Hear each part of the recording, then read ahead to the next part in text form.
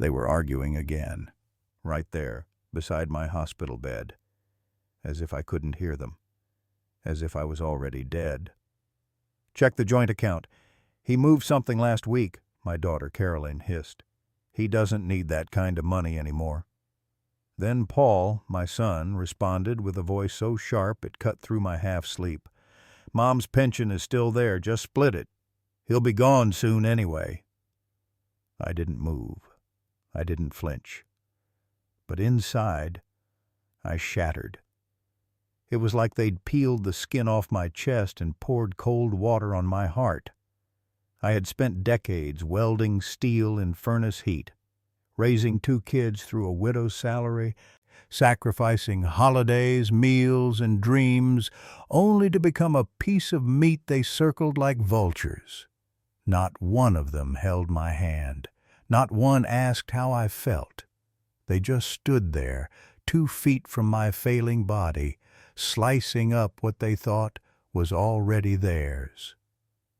My name is Harold. I'm 78 years old, born and raised in this country, and I've lived through recessions, wars, and heartbreaks. But nothing prepares you for the heartbreak that comes from your own blood. I never thought I'd hear my daughter treat my life like a countdown clock.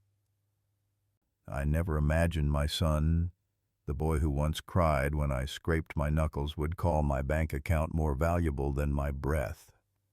Before I share the rest, I just want to pause for a second and ask, where are you watching this from? What city, what town, what corner of this world are you hearing my voice in? Have you ever felt invisible in your own family?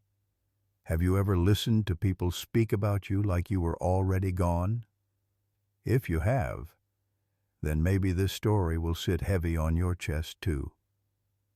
That day, as the nurse adjusted my IV and told me my vitals were steady, I asked to be discharged. No drama, no speeches. Just a soft voice. "I'd like to go home, please." But I didn't go home, not to the house I shared with them. I took a cab to a small 1-bedroom apartment I kept in my own name, the place where nobody else had keys, the place nobody even remembered I owned. I took off the hospital gown myself. I made my own soup.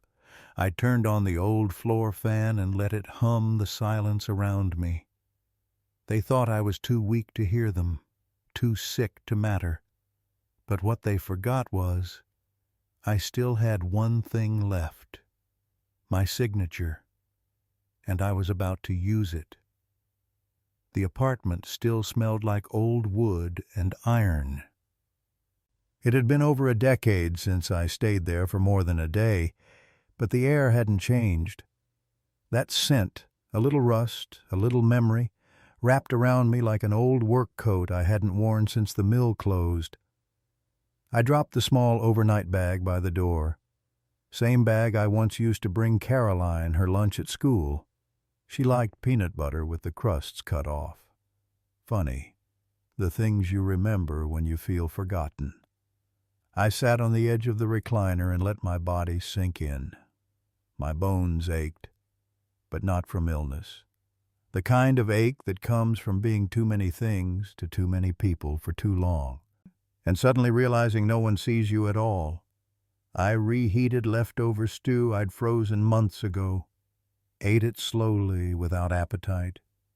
The spoon trembled slightly in my hand, not from age, but from holding back too much emotion for too long. I turned off the lights and sat in the dark with the TV humming low. Not watching, just listening to noise that wasn't betrayal. Their voices haunted me. "He'll be gone soon anyway."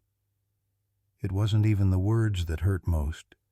It was the tone, the casual certainty, as if I'd already been priced and filed. My daughter's voice reminded me of her mother's once, soft but stern. But that day, she sounded like a banker reviewing a foreclosure. And Paul, The boy who used to crawl under my arm during storms now treated me like a bill overdue. I should have seen it coming. 3 years ago, Paul stopped asking how I was doing and started asking about those savings accounts. Caroline, always the sweet one, suddenly needed more clarity about the estate. I chalked it up to stress, to kids being busy, to the modern world moving too fast. But it wasn't the world. It was them. After dinner, I pulled open the drawer under the old lamp. There it was, my ledger, black leather, pages yellowed, corners bent. Every home improvement, every fixed faucet, every extra dollar I tucked away after my wife passed. It wasn't just numbers. It was proof I existed. I turned to a blank page, wrote one word in capital letters: control. Then I picked up the phone. The old rotary one. Still worked. I dialed a number I hadn't used in 18 years. "Frank?" I said. There was a pause, then a familiar gravel voice. "Harold?" "Yeah. I think it's time." He didn't ask what for. He already knew. The door creaked louder than I remembered. Same peeling blue paint, same dent on the frame where Frank once punched it during a bitter winter argument over union dues. I stepped inside, and time folded. Frank sat behind a desk stacked with loose papers, a small fan buzzing beside him. He looked older than I expected, thinner, grayer, but his eyes were sharp. That part hadn't aged a day. "Well, look who's still too stubborn to die," he said with a crooked smile. I chuckled, but it didn't reach my chest. I sat down slowly, letting the chair groan under my weight. "They're already acting like I did, Frank." His smile faded. "Tell me everything." So I did. I told him about the hospital room, the voices, the cold way Paul said my name like it was a tax liability.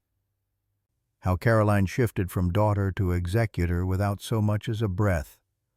I told him how I left quietly, alone, and how that silence felt heavier than any cancer could ever grow. He didn't interrupt once. When I finished, he opened a drawer, pulled out a yellow legal pad, and started writing.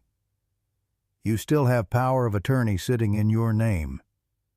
You never filed the transfer, remember?" I nodded. "We'll start by revoking all third-party rights. No access to accounts, no decisions without your hand and ink. You want this airtight?" I looked at him square. "I want them to feel the door close behind them, not slam. Just close." He nodded again, slower this time. "We'll file a living trust block, too. Add a clause to freeze transfers on deathbed declarations. You don't need a loophole with your name on it." For a moment, neither of us spoke. The fan hummed like it always did, tired, constant. Outside, rain began ticking on the window. He slid a manila envelope across the desk. "This is the draft. You take this home. Sleep with it under your pillow if you need to. But this, Harold, this puts your hands back on the wheel." I stood up and took the envelope. My fingers brushed the edge. It wasn't heavy, but it carried weight. At the door, I paused. "You ever think we'd come to this?" Frank leaned back in his chair. "We always knew one day we'd need paper to speak louder than blood." I stepped out into the afternoon drizzle. The street smelled like wet concrete and cigarette smoke. Envelope tucked under my coat, I walked back to the bus stop. And as I sat on the bench, I realized something. If they wanted to bury me, they should have waited until I stopped breathing, because I've still got pen and breath left. The envelope sat on my lap for hours. I didn't open it right away. Just let it rest there like a stone, as I sat in the same recliner I used to rock Paul to sleep in. The TV was on, but I wasn't watching. Some old Western, black and white. I used to love those, back when good and bad wore different hats. Now I can't tell who's who anymore. Eventually I stood up, took the envelope to the table, and opened it. Inside was everything. Revocation forms, updated directives, a checklist that spelled it out in clean, sharp ink. Your money, your terms, your line in the sand. I folded everything neatly, placed it in a small binder, and changed into my gray windbreaker, the one with the frayed collar. I only wore it when things mattered. The bank was 4 blocks away. I walked slow. People passed me without seeing me, young couples, delivery bikes, a man yelling into his phone. But I saw them. I saw everything clearer now. At the bank, I took a number and sat by the window. A young woman called me up. Natalie, her badge said. She smiled like she meant it. "How can I help you today, sir?" "I'd like to make some updates. Private account? Single authorization only. I've got documents with me." She didn't flinch, just nodded. "Of course. Let's take care of that." We went through every detail. I revoked third-party access, changed security questions, locked down the joint account that Caroline had whispered about beside my bed, and when she asked who the beneficiary was, I paused. My hand hovered over the paper. Then I wrote, "To be determined." Natalie looked up. Her voice was soft. "Do you want to notify anyone about these changes?" I shook my head. "No. If they ask, tell them Harold came in today. That's enough." She nodded once and handed me the final printouts. "You're all set, Mr. Harold." Walking home, the wind was sharper, the sky overcast. I didn't mind. It made me feel awake. At home, I pulled out the old photo box. It had been years. I laid them across the table one by one. Birthdays, school plays, Halloween costumes, my wife holding Caroline, swaddled in pink, Paul with chocolate on his face, laughing like the world would never touch him. I picked that one up, stared at it. "You used to love me," I said aloud. Then I placed it face down and turned off the light. The phone rang just after sunrise. I was stirring oatmeal on the stove, the kind that takes time, not the instant kind. I let it ring twice before answering, knew the number by heart. "Dad?" Caroline's voice floated through, too soft, too careful. "Mornin', sweetheart," I said. My tone didn't reach her softness. She hesitated. I've been worried. You just disappeared from the hospital. No one knew where you went. Paul's been calling." I didn't respond. Let her fill the silence. We care about you. We want to make sure you're okay. Maybe we could meet? Get lunch? Talk? Talk. That word used to mean something in our family. I agreed. She picked the cafe near the park where I once taught her how to ride a bike. I arrived 10 minutes early, sat by the window. When she walked in, I noticed the way she adjusted her coat, checked her reflection in the window. The performance was beginning. She smiled. "You look well?" "You look determined," I replied. We ordered coffee. She talked about the weather, how fast the grandkids were growing, how the family misses you. Then it came. I just think, for your sake, it might be smart to have some financial clarity going forward. So we're all prepared, just in case anything happens." I stirred my coffee. Let the spoon clink once, then set it down. "Prepared for what, Caroline?" Her eyes flicked toward the window, then back to me. "Well, just future decisions. Health things. Accounts. We've all just been wondering what the plan is." There it was, I smiled. Not cruel, just tired. I used to think love meant trusting people with your whole life," I said quietly. She tilted her head. "It still does." "No, it doesn't." I leaned forward. "Love without respect is just manipulation. You want my trust, Caroline? Then talk to me, like your father. Not like an investment you're waiting to cash in." She blinked. No words came. I stood, pulled a 20 from my coat, dropped it on the table. "For the coffee. I won't be joining lunch." She opened her mouth to speak. I didn't stay to hear it. That evening I sat by the window with my ledger open. Under the last entry, I wrote 6 words. "Love without respect is manipulation." Then I closed it and stared at the front door, wondering which child would knock next. His voice was different from hers, less rehearsed, more impatient. The call came just before noon. I was trimming the window plants. Small things I kept alive just to remind myself I still could. "Hey," Paul said, no greeting. "I heard from Caroline you've been moving things around." I didn't respond. Let the leaves fall into the sink. Dad, it'd be a lot simpler for everyone if we just had legal clarity. These things can get messy later. It's better to set them now, while you're still able." Still able. I sat down, slowly. "Is that what you're worried about? Messiness?" "I'm worried about confusion," he said.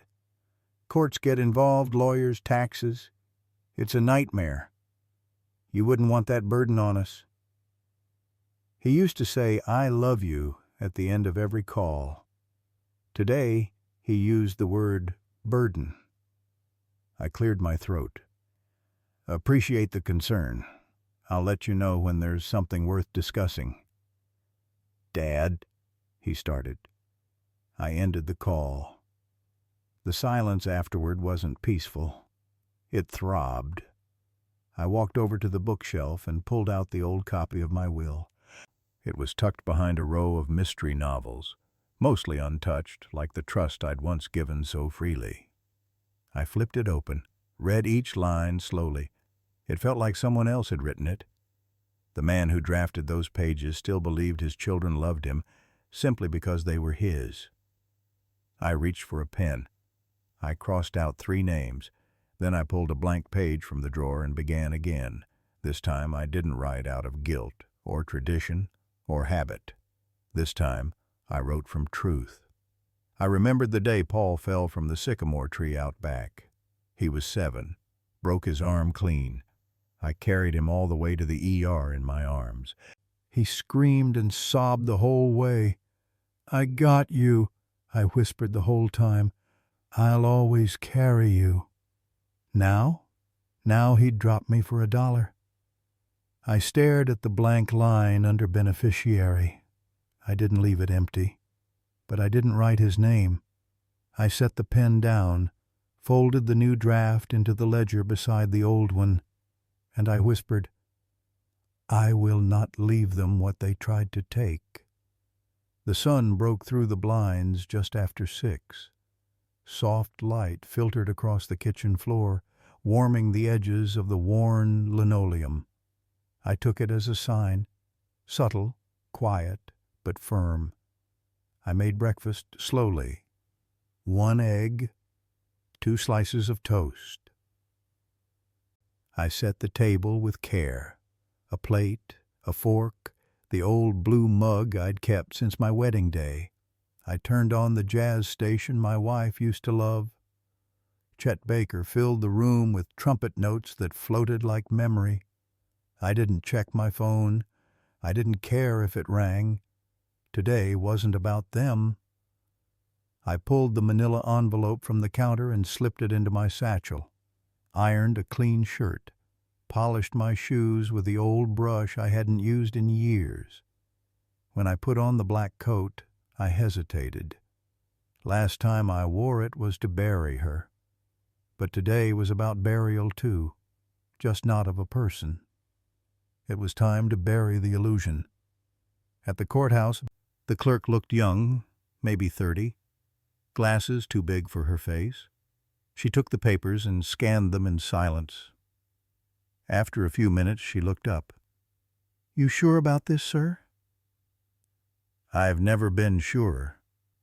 She stamped the corner. "You did the right thing." I nodded.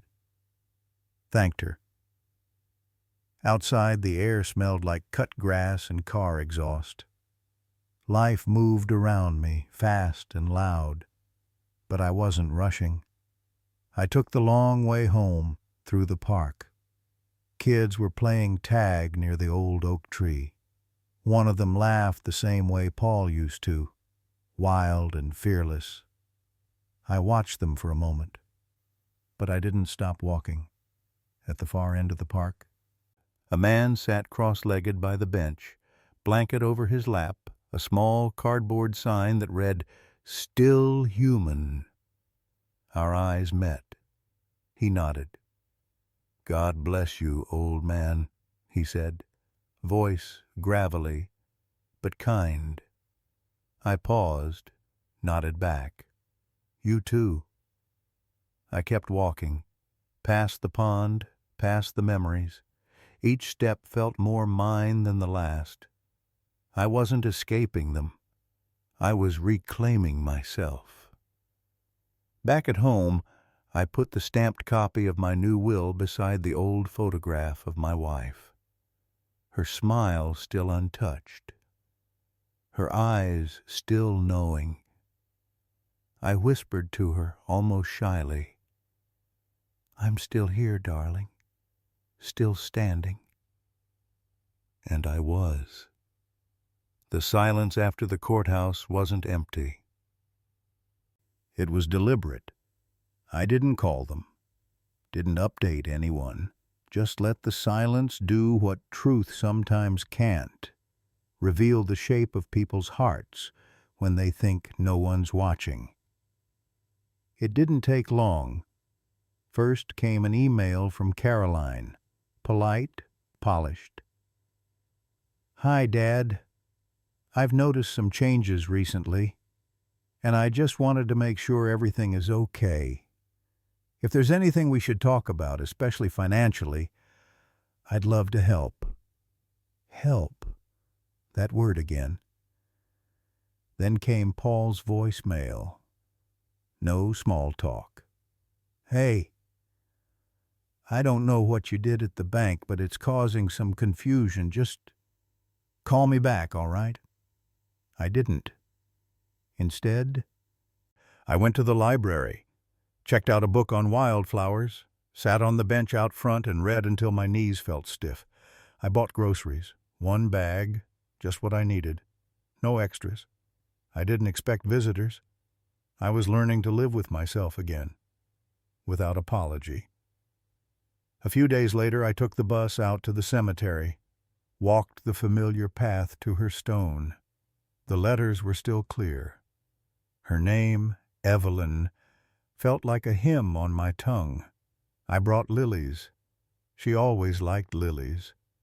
I knelt, brushed the leaves away, and just talked. Not about Paul, not about Caroline, about me. "I let myself disappear, Evie," I whispered. "I thought being a good father meant giving everything, but I think I gave too much." A breeze stirred the branches above. I closed my eyes. Then as I stood to leave, I noticed a small grave a few rows over, not far from Evelyn's. A child's drawing had been tucked beneath the headstone, a piece of notebook paper, crinkled by rain. Crayon hearts, a shaky rainbow, and the words, "I miss you, Grandpa." Something in me cracked open. I walked over, knelt again. Not out of grief, out of recognition. Someone out there still loved honestly. Maybe not mine, but someone's. I looked back at Evelyn's grave, then at the child's drawing. "Some hearts stay true," I said softly. It wasn't bitter, just real. I stood, wiped the dust from my hands, and walked back through the rows of stone, each one carrying its own story of silence, love, regret. The wind was cold, but my chest was warm. And for the first time in weeks, my steps didn't echo with sorrow.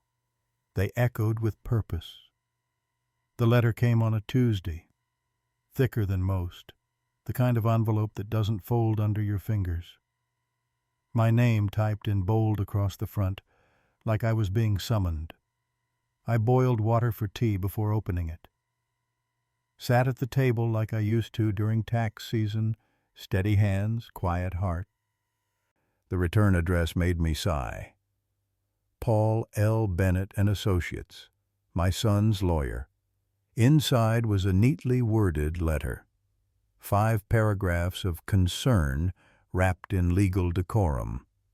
They wanted clarity about recent changes, wondered if I'd been coerced, offered to assist with simplifying transitions in case of future incapacity. I read it twice. Each word tasted like salt. I folded it back into the envelope, grabbed my coat, and took the bus straight to Frank's office. He read it slowly, glasses low on his nose. When he got to the 3rd paragraph, he snorted.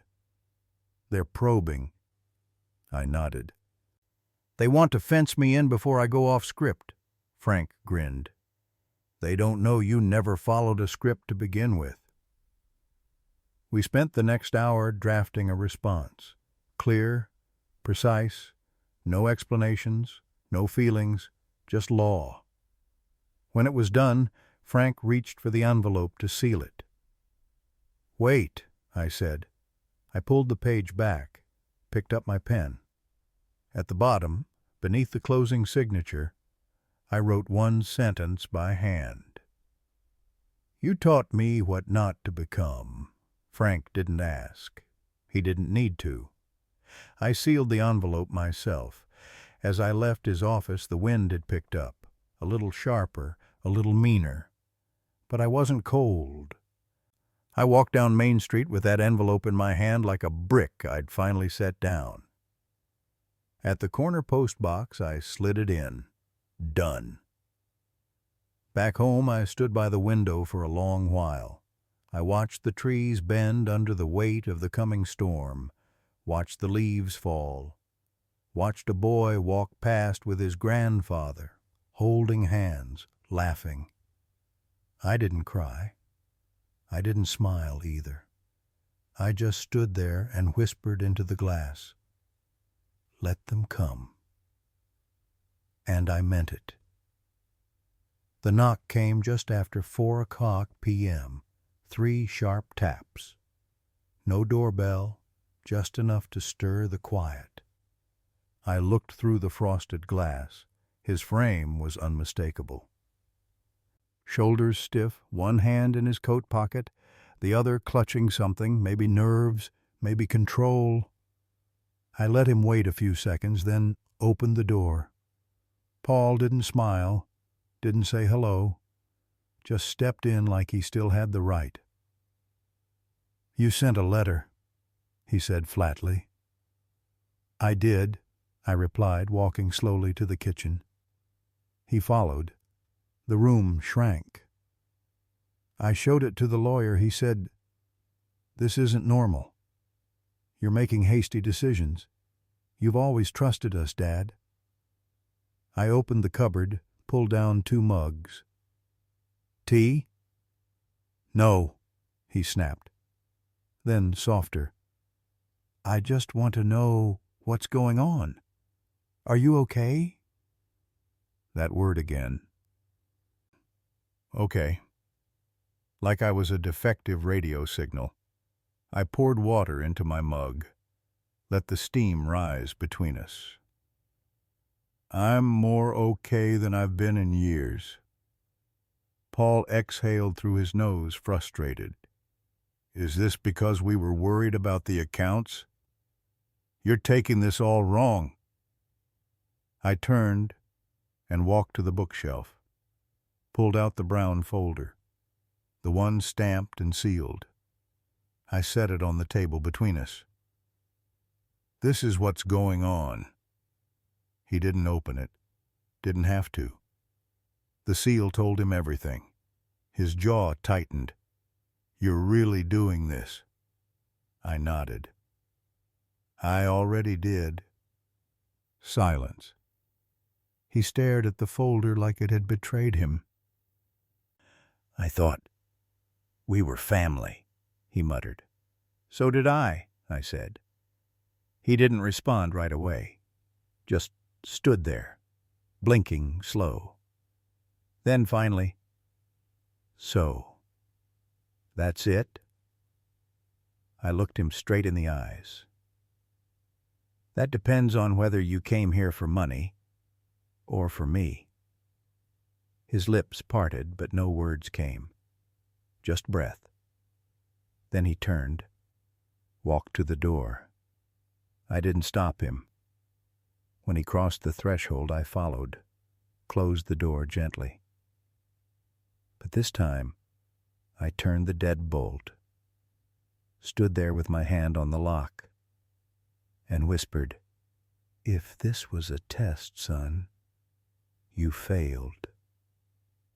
Not out of spite, just truth.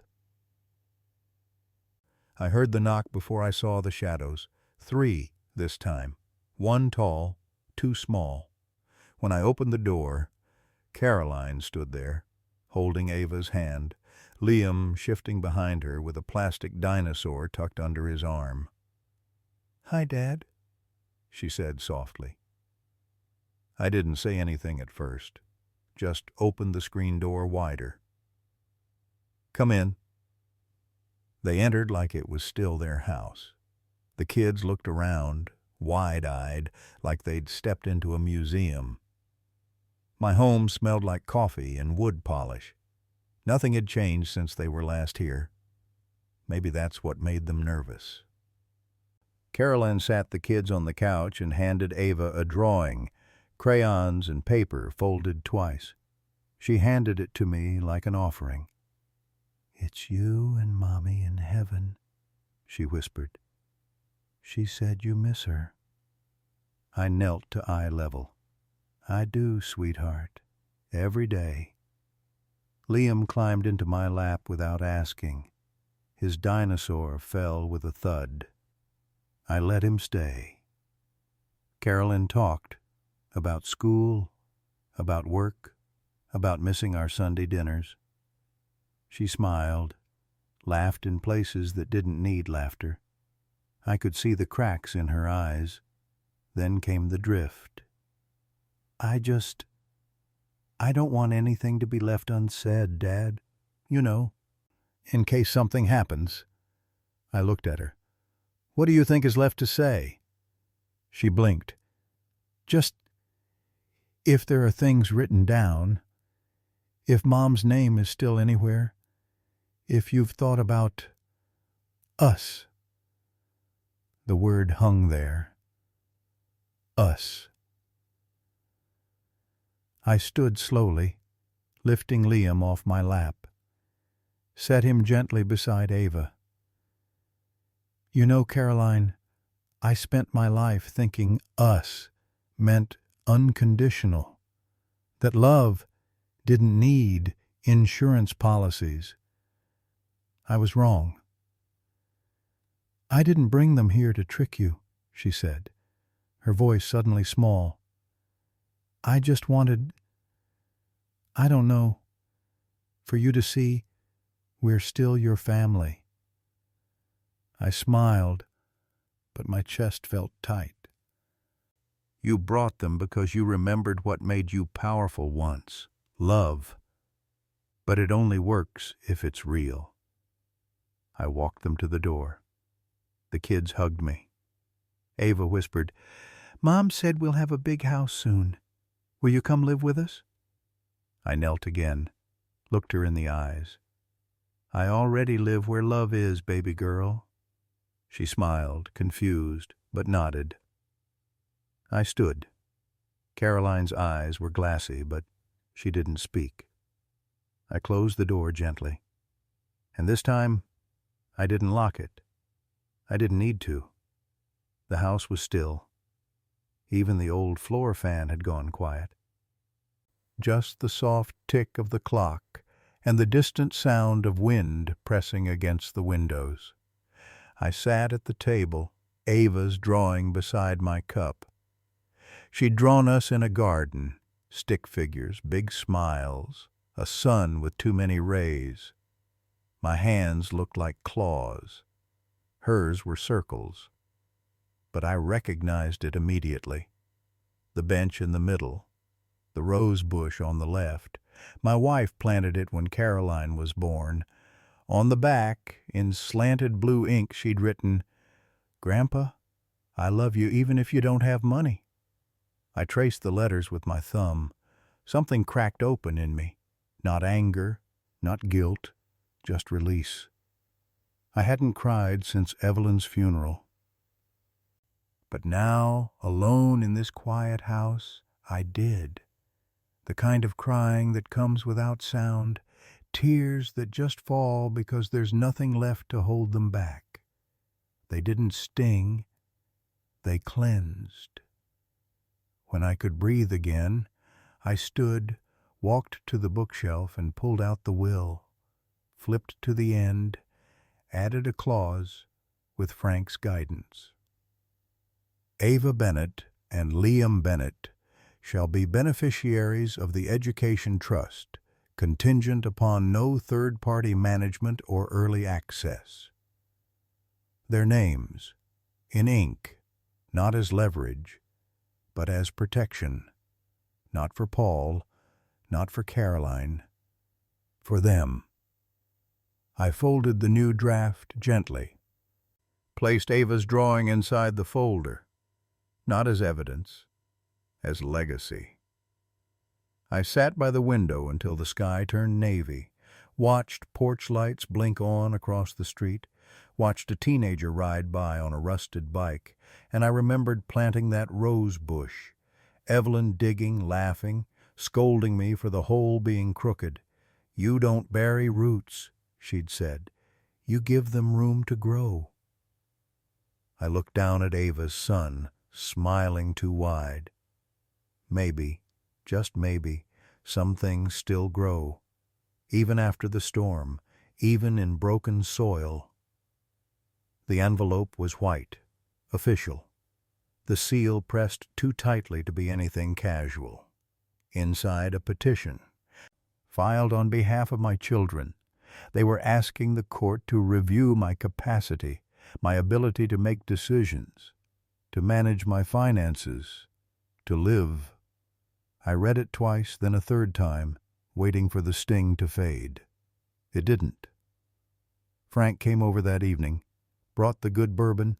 We sat on the porch. Didn't say much at first. Then he opened the file on his lap. You want to fight it quietly? No, I said. I want to look them in the eyes. We spent the next 10 days preparing. Every paper, every date, every note. I even practiced reading aloud. Not because I couldn't, but because I wanted no one to mistake my silence for weakness again. The courthouse smelled like wood polish and nerves. I wore my gray suit, the one Evelyn picked out for our anniversary dinner decades ago. Paul and Caroline sat across the aisle, both dressed nice. Neither met my eyes. Their lawyer spoke with smooth concern. Erratic changes in estate plans, limited communication with family, concerns about cognitive decline. Frank didn't flinch. Neither did I. When it was our turn, I stood. No theatrics, just truth. "I've spent my life building things," I said. "Homes, fences, futures. I worked with fire and steel, and I raised 2 children I would have died for." I paused. "They have now filed to take away my right to decide how I leave this world behind, because I didn't choose them." I let the silence fill the space. "I may be old," I continued, "but I'm not dead, and I'm not yours to manage." The room was still. Even the judge looked surprised. Frank handed over the documents.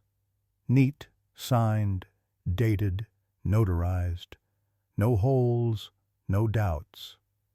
We sat down. Their lawyer shifted papers nervously. Paul kept adjusting his tie. Caroline blinked too much. I just breathed. For the first time in a long while, I wasn't defending my worth. I was displaying it. And they couldn't argue with that. Not here. Not anymore. We didn't win or lose that day. The judge didn't slam the gavel in triumph or fury. No dramatic declarations. Just paperwork. He requested a cognitive evaluation and told both sides to stand down until further notice. But as we walked out of that courthouse, I knew it was over, not the case. The war. They couldn't unhear what I said, couldn't unsee me, standing there in that suit Evelyn once touched, holding a folder full of choices they never imagined I'd make. Paul walked ahead of Caroline. Neither looked back. Not even once. I stepped into the sunlight, the weight of the courtroom still clinging to my shoulders, but something else pushed against it, a rising warmth from the inside, not pride, not revenge, just clarity. I took the long way home, stopped by the bench near the river, watched the water push past the stones, unbothered, relentless, free. That night I dug through the hallway closet until I found it. The old tape recorder, black, dusty, still worked. I sat at the table, hit record, and spoke. I didn't plan it, didn't write it out, just spoke. About the hospital bed, the whispered greed, the silence I swallowed for years, and how, finally, I let it all out. My voice trembled once, then steadied.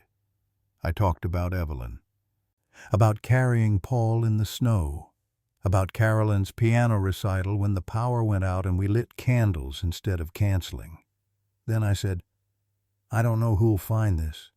Maybe no one. But if you do, know this. They tried to bury me before I stopped breathing, but I lived loud enough to be heard at least once." I let the tape run a second longer, then clicked stop. Silence. But this time, the good kind.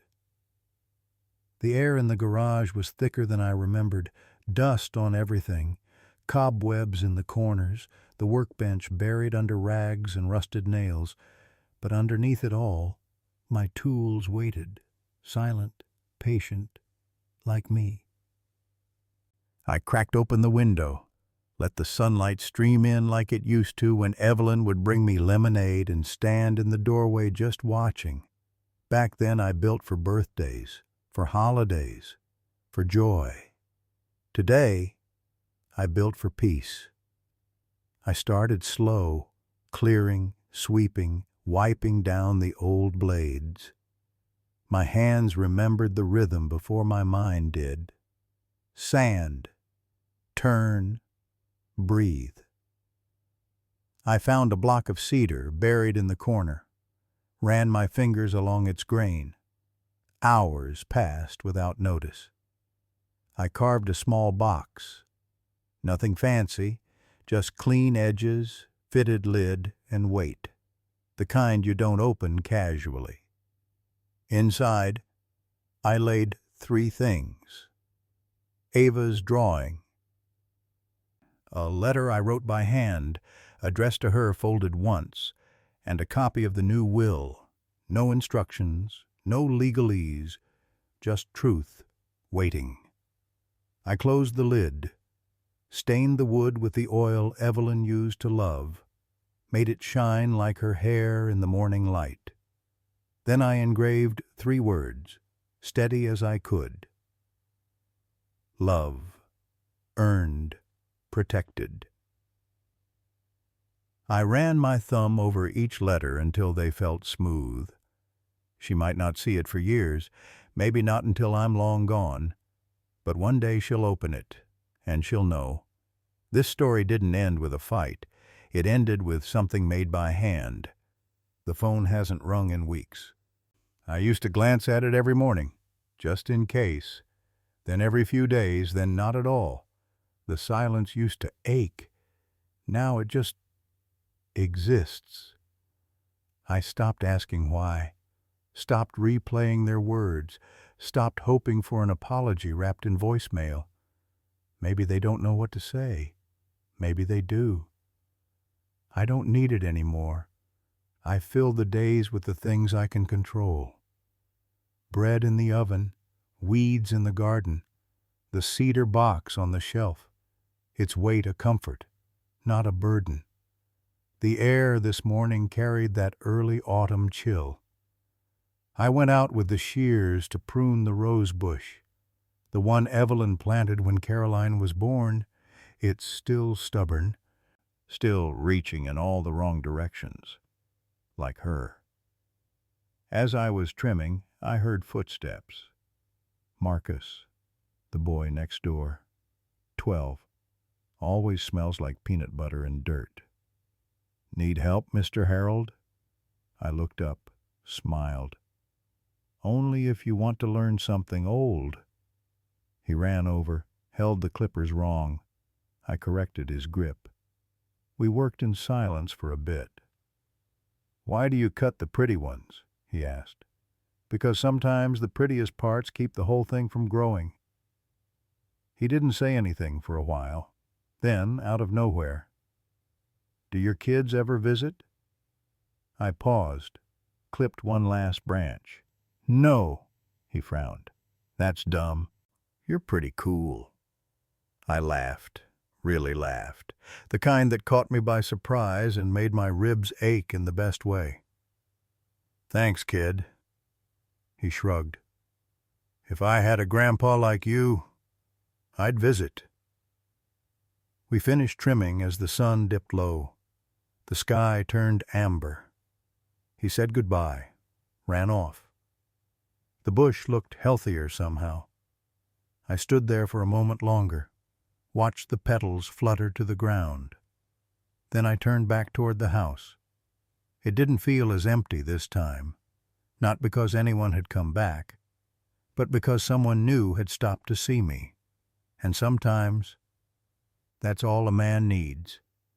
The first snow came quiet, not the heavy kind. Just a whisper on the wind, dusting the rooftops, frosting the grass. I stood by the window with a mug of tea and watched it arrive like an old friend who no longer needed to knock. Inside, the house was still, but I wasn't. I spent the morning organizing things, labeled the toolboxes, cleaned out drawers, donated what I didn't need. I wasn't dying, but I was preparing, not for death, for peace. I opened the drawer where I kept my pens, the good ones, found the blue ink I liked best, and pulled out 2 sheets of paper. The first letter I wrote was to Ava and Liam. It was warm, honest, not about inheritance, not about hurt, just love. Stories, a little advice, and a promise. I was always watching, even when they weren't. The second letter was harder. It was for Paul and Caroline, not to heal, not to accuse, to release. I wrote, I did what I had to do, not to hurt you, but to protect what mattered when you stopped seeing it.